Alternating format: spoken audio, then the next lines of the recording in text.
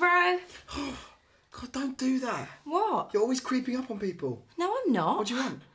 I've come to visit my brother in hospital. Come to gloat about me not using my inhaler? No, I've got some information, actually, about asthma testing. What do you mean, information?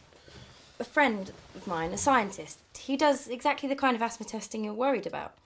I thought it might help you to know what really goes on. He'll make it sound like nothing. I'm just trying to help, Sonny.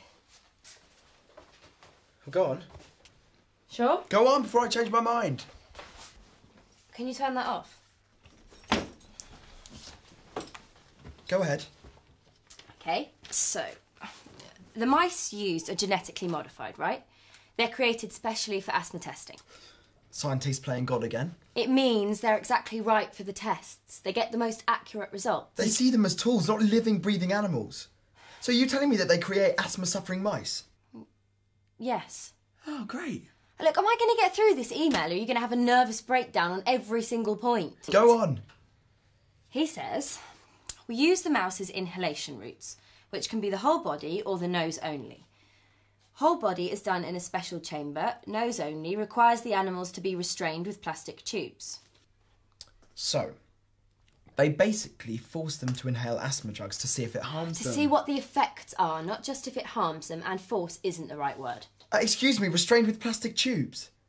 They tie them down, they make them asthmatic so that they can't breathe, so that they feel like I did, like I had a slab of concrete on my chest choking me to death, and then they force them to inhale something that might not make them better.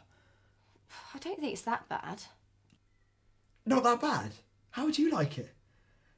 There must be other ways to test stuff. Well, there aren't other ways. Maybe in the future... Not in my future. You might not have a future if you don't take the medication. How can I take it after what you've just told me? Look, Sonny, you just have to face it.